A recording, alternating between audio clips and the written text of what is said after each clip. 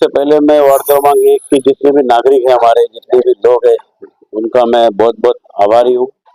आज ये जनता की जीत है, सच्चाई की जीत है, गुंडेशाही के खिलाफ जीत है, मटका जुआरी इसके खिलाफ की जीत है। लोगों ने इस मिशन को समझा कि भिवंडी किस दिशा में जा रहा है, और ये खाली वार्ड नंबर 1 की समस्या नहीं थी।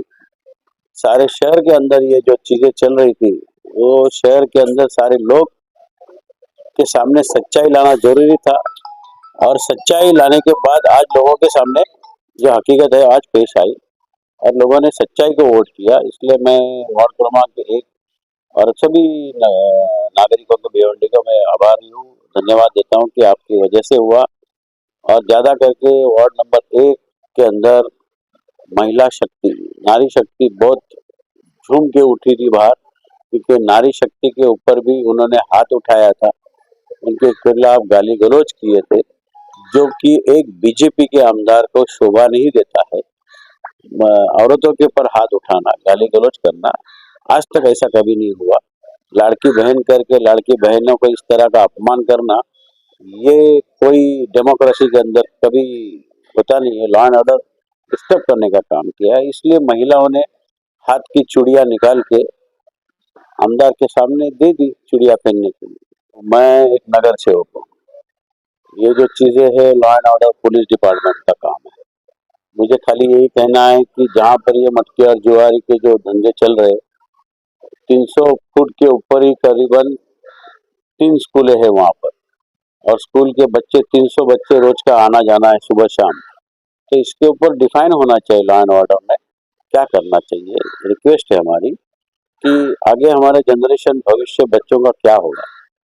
आज तो आप पुलिस ऑफिसर हो गए, आप आईपीएस हो गए, आईएएस हो गए, आप तो अपनी पढ़ाई कर ली, लेकिन अगर ऐसे बच्चे अगर ऐसी स्थिति के अंदर से गुजर रहे हैं जहाँ पर मटके और जुआरी के धंधे वहाँ पर हो रहे हैं और बच्चों को रोज आना जाना है, तो उन पर क्या प्रभाव होता है। तो इसके ऊपर लॉ एंड ऑर्डर ने सोचना चाहिए और ये बंद करना चाहिए।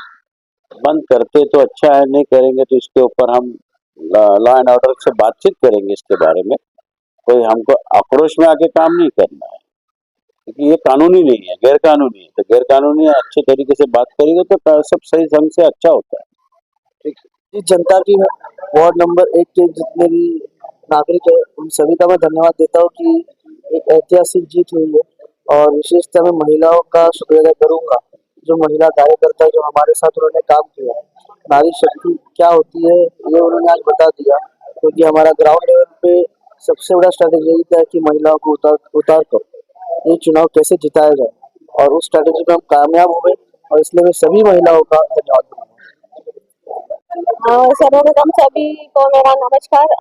आज वार्ड नंबर 1 में हमारा कोणार्क विकास आघाड़ी के विलास पाटिल साहब, मयूरेश पाटिल, नेहा का पाटोले और मैं प्रतिभा पाटिल, इनको सब पैनल को पूरा वार्ड नंबर 1 के सभी जनता ने, जितने भी है बूढ़े बच्चे, हमारी महिला वर्ग, इतने टीनेजर है, उन्होंने भी इतने बढ़ चढ़ के हमको इतना सपोर्ट किया। आज मैं उनका बहुत बहुत धन्यवाद देना चाहती हूँ। और हमारे कोणार्क विकास आघाड़ी के जितने भी हमारे कार्यकर्ता वगैरह है, उनका भी मैं बहुत आभार मानती हूँ। उन्होंने बहुत ही हम लोग के साथ सपोर्ट किया, और इस मुकाम तक हमें पहुँचाने का काम जो उन्होंने किया है, उसके लिए मैं बहुत बहुत धन्यवाद देती हूँ। हमारा चुनावी मुद्दा जो बेसिक बातें हैं वो तो होती ही रहेगी, बाकी बच्चों के एजुकेशन के लिए है, हॉस्पिटल्स है, और बाकी अन्य बच्चों को अगर स्पोर्ट्स में और कुछ बातों की रुचि है तो उसके बारे में भी हम आगे जाके सोचेंगे।